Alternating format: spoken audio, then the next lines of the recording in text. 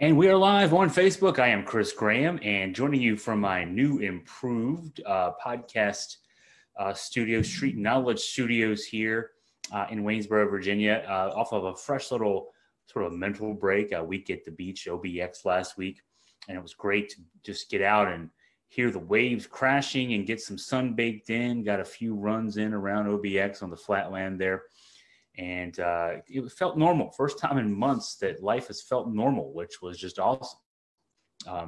Got to go to some of our favorite places. My wife and I, Goombays and Black Pelican are our two favorite places. Barefoot Bernie's, High Cotton, and of course, Duck Donuts every morning. And we had our good friends, Jeff Fife, his wife, Fiona, Jeff's son, Carson, along with us. And we were spoiled, man. We stayed on the beach. First time in my life I've ever rented a house right on the beach. And that will never not do that again now, man. That was incredible. Just opening up the door and the beach is right there. I don't think I'll ever go back from that experience. So that was awesome. We'll be doing that probably from here on out whenever we go to the beach. But it's also great to be back home. And it's Labor Day, of course.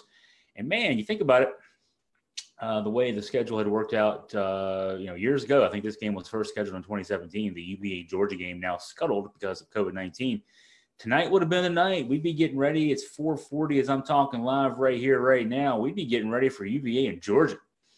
And instead, another big game coming up to start the season. It's still 12 days away, but September 19th, Virginia opens with Virginia Tech on the road down in Blacksburg. And so we'll be joining in. There are a couple more calls with video conference calls with assistant coaches. Bronco Mendenhall was late last week.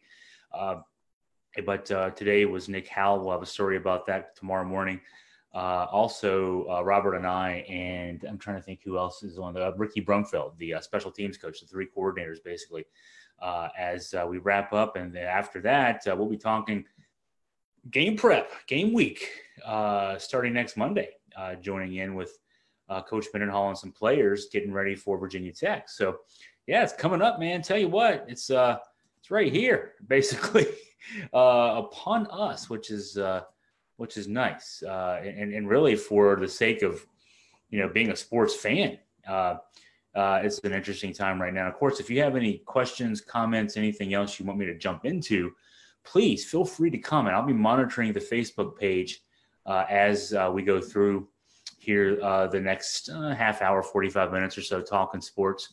But yeah, this is a after months of no sports, we've kind of got sports in overload now. And I'll say in a good way. I'm a sports guy, but there's a lot going on, a lot to keep up with in sports. And it only gets even more pronounced this coming week. We got, the ACC, the rest of the ACC will be starting this week. And then, of course, the NFL starts this week. Houston, Kansas City on Thursday, and then a full slate of action on Sunday. And then Monday, a couple games, Pittsburgh, New York, and Tennessee, Denver. So, man, it's coming up on us here. NBA playoffs are in full force. Major League Baseball now. I mean, technically in the pennant race because we're in September, right? So, a lot coming up, of course, with that. And we're focusing here though we'll focus on UVA, and the first thing is I guess the quarterback battle, and it was interesting, when Virginia went into what would have been spring practice time. They never got a spring practice. One of three ACC schools not to have a single spring practice: UVA, Virginia Tech, North Carolina. Those three. It looked like it was Brennan Armstrong's job, just guaranteed. I mean, the understudy for 2 years, redshirt sophomore. He played in a few games in 2018, but not enough to burn the red shirt. And so Armstrong, it was his job. I mean, in the program for 2 years, really 3 springs. And then, no spring practice this spring. And then in May, Virginia signed a grad transfer from Mississippi State, Keaton Thompson. And an interesting young man, skill set wise, is Ketone Thompson. I mean, he's a guy that, he's got 2 years of eligibility left as a grad transfer, graduated in 3 years from Mississippi State.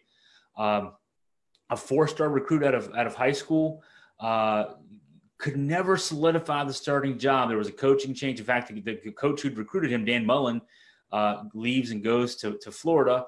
The gentleman who replaced him has already been fired. Now you have Mike Leach bring the air raid offense. And so, 3 coaches in 4 years, but a great skill set. Again, Keaton Thompson was the MVP of the Taxslayer Bowl in 2017, ran for 3 touchdowns, ran for 147 yards, threw for 127, out Lamar Jackson in that one. Mississippi State beat Louisville in that one, 31-27 back in 2017. Looked like this kid had a future with just incredible. He's a Bryce Perkins clone too, 6'4", 225, great athlete. So when you saw that signing back in May, you had to say, man, Virginia must not be confident in Brennan Armstrong to bring this guy in. And now it looks like, with Armstrong being named the starting quarterback late last week by Bronco Mendenhall, that others, I thought Thompson was coming in to get this, the great chance to be the starter. They battle through camp.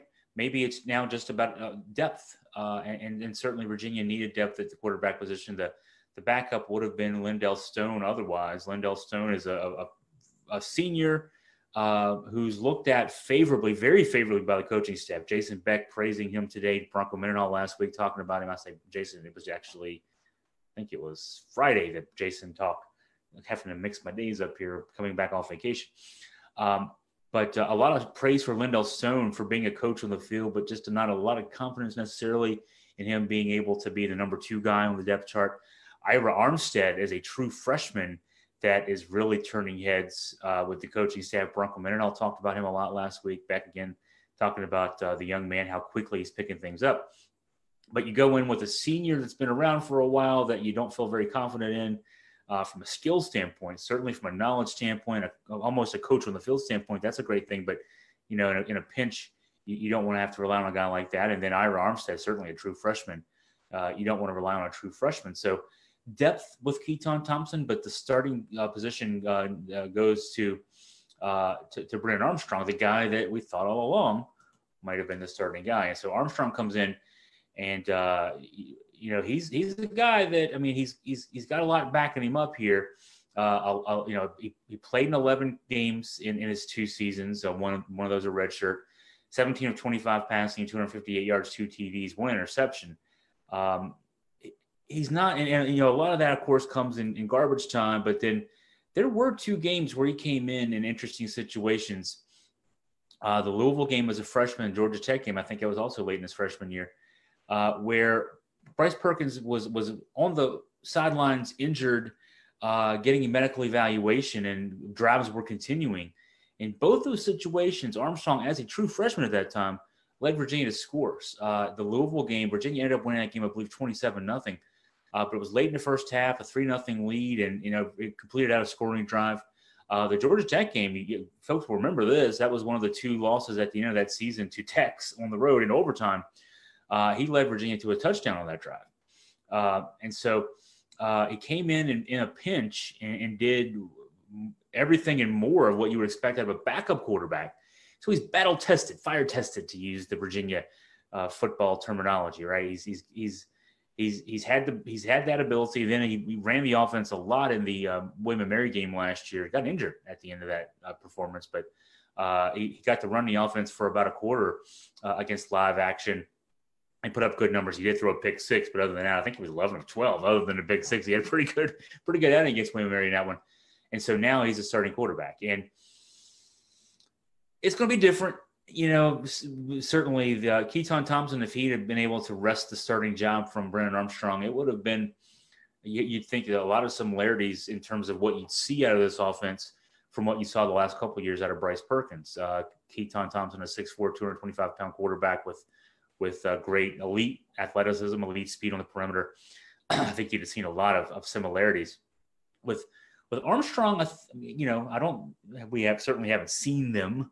We haven't seen the scrimmages, but the sense is that you're going to see a little bit more drop back passing out of Armstrong. He can move the chains with his feet, but I don't know that you're going to see quite the same in terms of play calling from Robert and the offensive coordinator.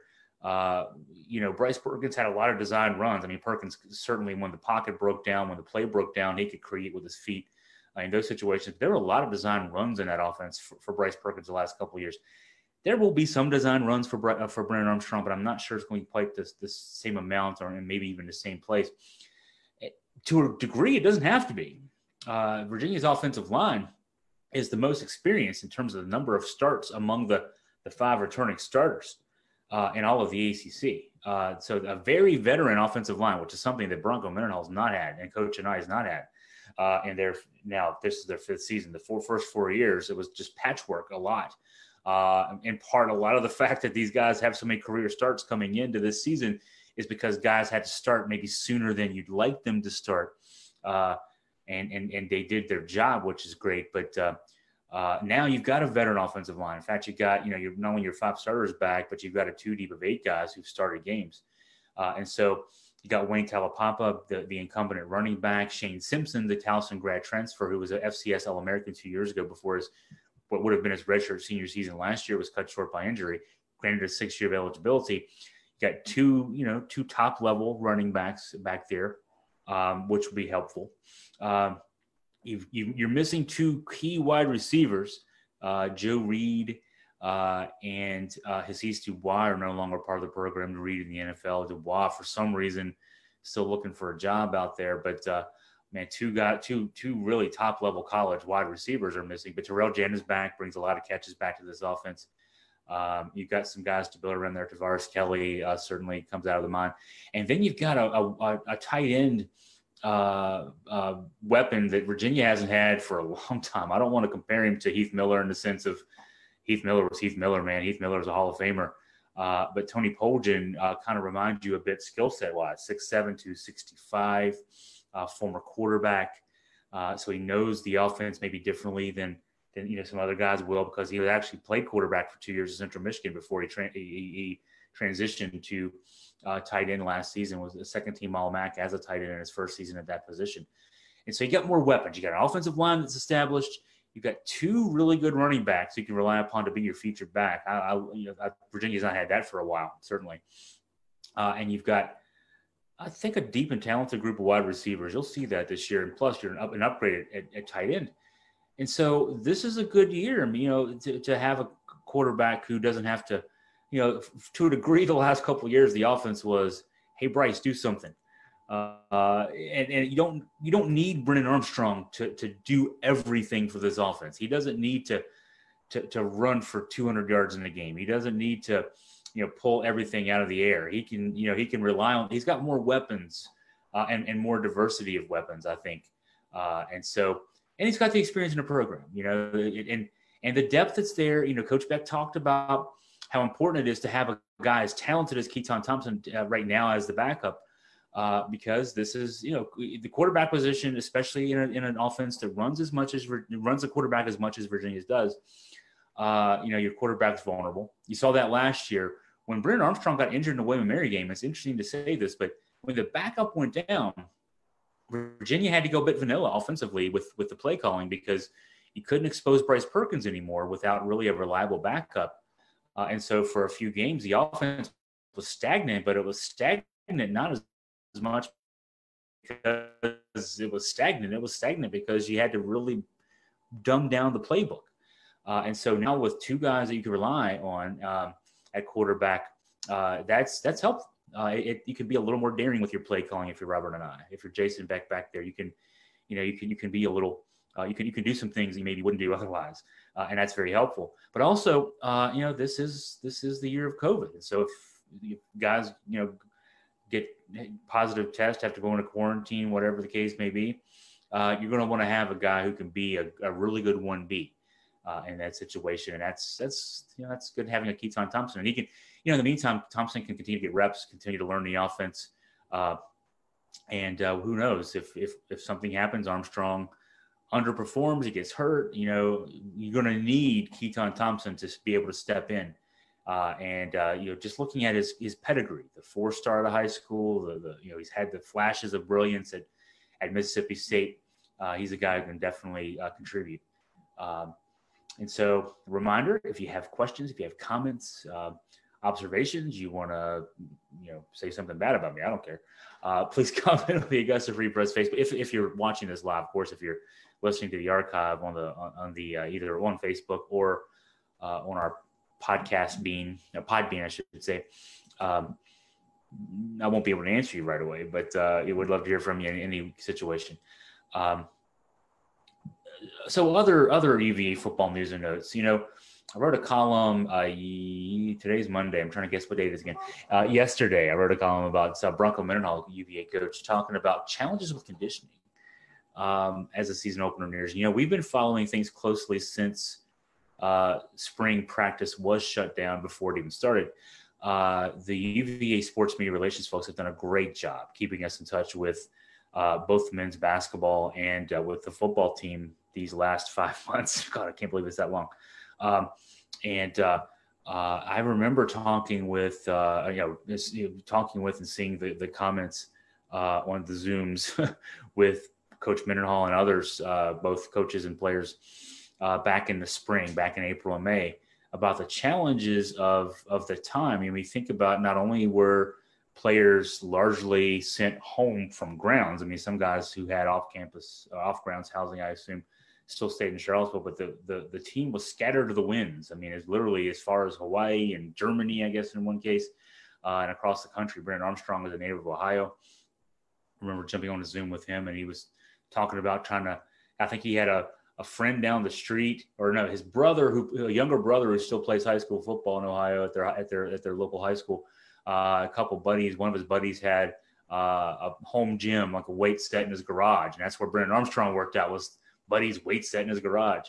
I believe it was Charles Snowden who said he didn't have a apparatus, and so he had to really adjust. And so the strength and conditioning staff had to adapt workouts, basically unique, for each person. Hey, what do you got? What do you have access to?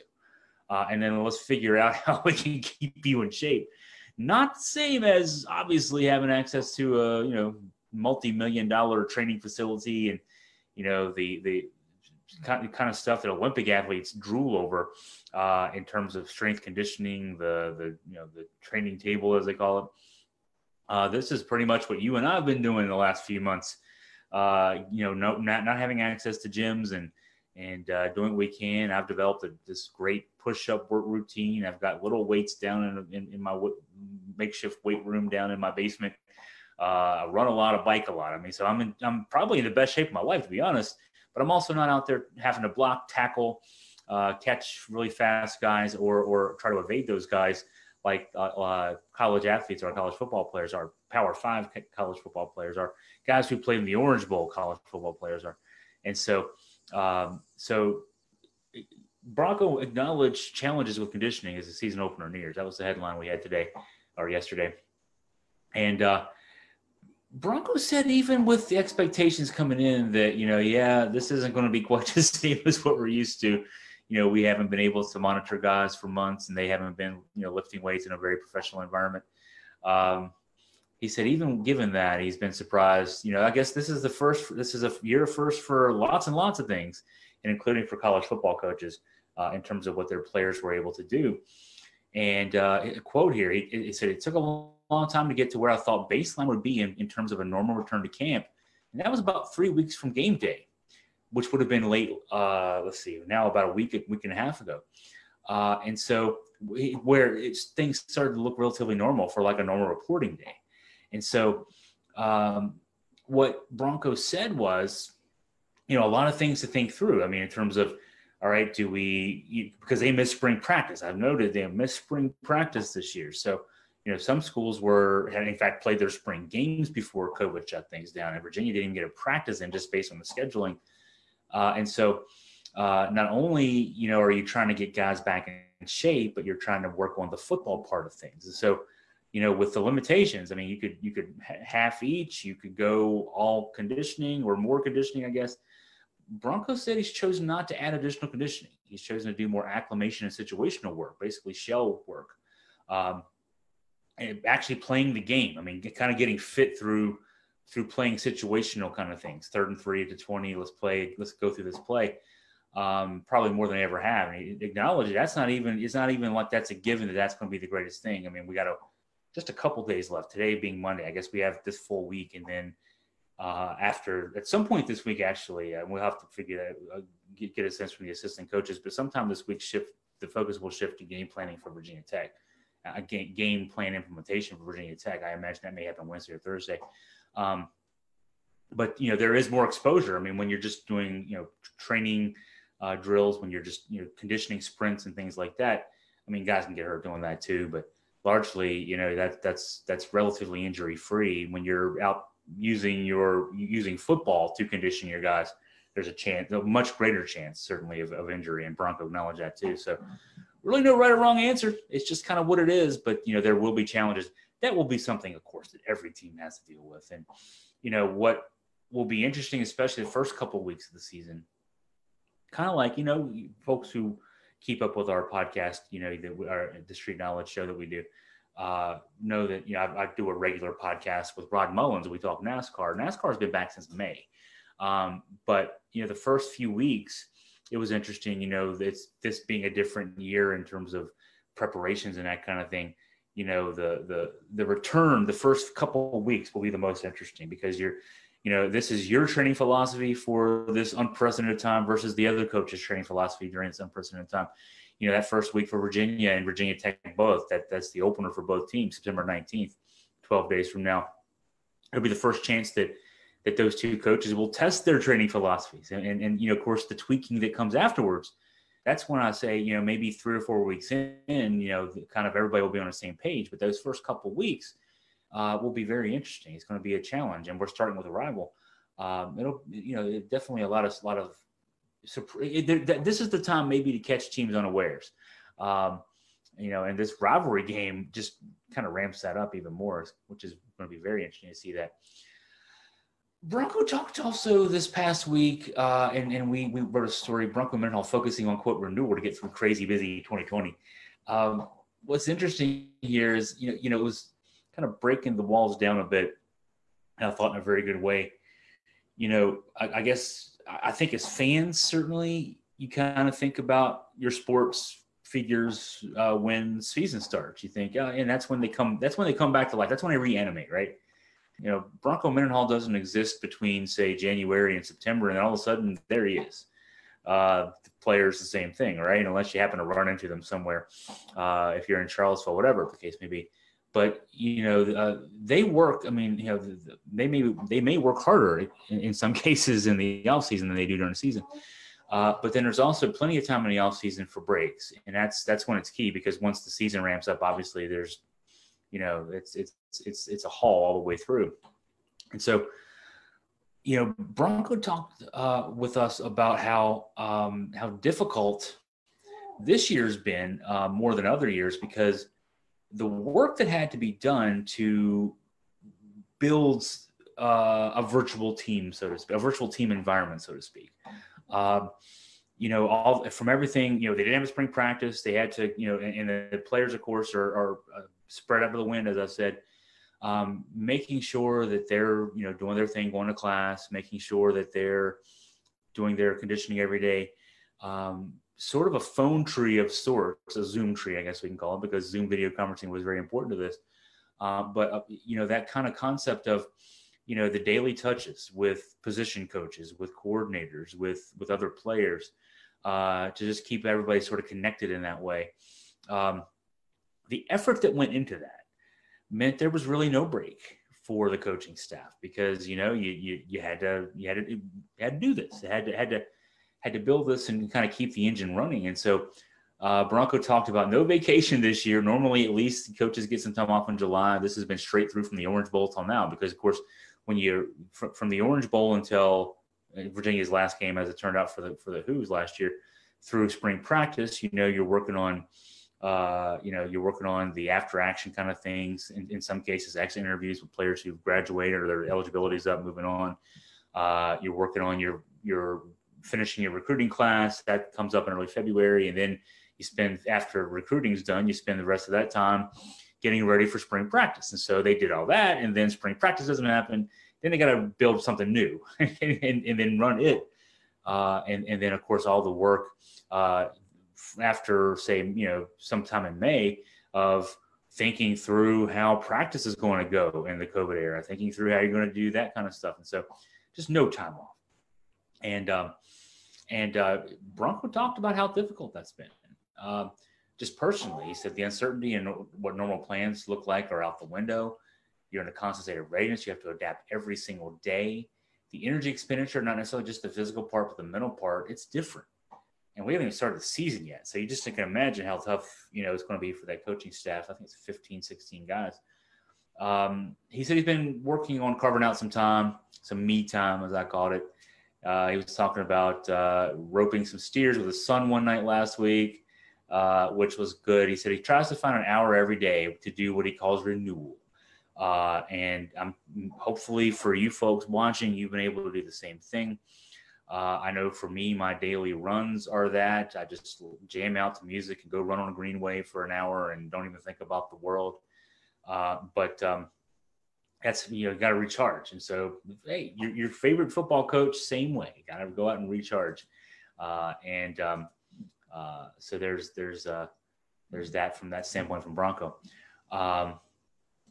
And wanted to get into at least one more UVA football story before we kind of wrap things up for this particular show. My return after scattering a bit the last few weeks. We moved into a new home. I think, of course, folks who've followed our podcast even through the transition kind of remember that story. That's why we're in a new podcast studio for those who were kind of just maybe took the summer off and getting back with us. Things look a little different behind me. It's so we kept some things up. They've kind of been ramping up to start of fall sports, honestly. Now trying to get back in the swing of it here, right? So I'll talk more. This week we'll kind of focus on the different units. Today we talked a lot about the offense. Tomorrow we'll talk more about the defense. As we roll through our preview week here, I'll talk about some thoughts on Virginia being underestimated, in my opinion, by the writers. But I got to set the table here for that, so I'll talk about it right here. I got to vote. We all voted. 134 votes were cast in the preseason balloting from ACC sports media folks. Clemson, no surprise, 132 of the 134 votes for first this year. Just as a reminder, in case this year, no divisions. It's a 15-team ACC, including Notre Dame this year, So Virginia will be the defending coastal champs for another year, kind of like we've been defending national basketball champs for an extra year. But Clemson picked preseason number 1, no surprise. Notre Dame, second. I voted Notre Dame second. And then Carolina was third. I'm trying to think, did I have Carolina third? I probably did have Carolina third. And then I had Miami fourth, Virginia fifth. The consensus of the media had Louisville, Virginia Tech, Miami. Virginia ninth. That's going to be a whole podcast about how Virginia is being underestimated. Trevor Lawrence named preseason player of the year. Travis Etienne, he's the 2-time defending player of the year. He came back for his senior season. He was second. That says a lot about that backfield, right? Those two guys have led Clemson to a combined 29-1 record the last 2 seasons. What else? No Virginia guys on the first team. And that's all we get preseason as a first team, offense, defense, and special teams. No Virginia guys. That kind of surprised me there. I thought at least a linebacker, I'll preview tomorrow listening today in with Nick Howell, co-defensive coordinator. His guys don't put up great stats because the Virginia defense isn't oriented to put up great stats. The Mike London defense, that era, Quinn Blanding and Micah Kaiser put up huge numbers in tackles. This defense just swarms so much that nobody gets a lot of tackles. Charles Snowden, who's your best pass rusher, maybe one of the best edge linebacker pass rushers in the country, he doesn't rack up a lot of sacks because he's used why am I forgetting the name here? The other edge linebacker, not Nick Jackson, because Nick Jackson's a middle linebacker. Noah Taylor, sorry, brain freeze here. They're 2 edge guys, 167, 230, 165, 215. The way it's designed and the way the plays are called, those 2 guys are as likely to rush the quarterback as to drop back in coverage. Think of the play last year, Noah Taylor, the interception that led to the game-winning points in the Virginia Tech game. You got your 6'5", 220-pound edge rusher linebacker dropping 20 yards downfield in coverage on a 3rd and 18 play, intercepts the ball at the first down marker. And Hendon Hooker never saw him. I mean, that's what Virginia is able to do. But as a result of that, those two guys aren't, cracking down on the quarterback every play, and they're not going to rack up the big sack numbers. And so maybe that's part of the factor here. I don't know, because that Virginia defense, okay, I'm already previewing my Virginia's underestimated street knowledge coming up later this week. But, just because they don't put up the big numbers doesn't mean that those guys aren't studs. And so anyway, no Virginia guys on the first team. We'll have to just live with that, and we'll kind of move on. That's okay. But we'll have some fun coming up later this week, I guess, is the sum of where we are right now. So I think I'll call it a day here on Street Knowledge. Return on Labor Day. And again, we would have been getting ready for UVA, Georgia. I was looking forward to that game for only about 2.5 years. But, hey, we were looking forward to a lot, and that's okay. We have Virginia Tech to start the season now in 12 days. That's something good to look forward to. Hey, we'll be back this week. Of course, we'll be talking more UVA football this week. I'll have Rod Mullins on. We'll see if we can track down Scott German. He's also been in and out of the OBX area the last few weeks. So if I can get him near a phone and away from a beach with a drink with a fruity drink with an umbrella in it, see if we can track Scott down, get his thoughts on things. In the meantime, thank you for joining us here on our show. We really appreciate you. And if you have questions for me to maybe address in a future show, drop me an email, augustafreepress2@gmail.com. Comment here on Facebook. Comment on the Podbean. At Twitter, @AugFreePress, AUG Free Press. Lots of ways to get in touch. No excuse for you not to be able to get in touch. And love to hear from you. Thanks again, everybody, for joining us today. And we will talk to you again soon.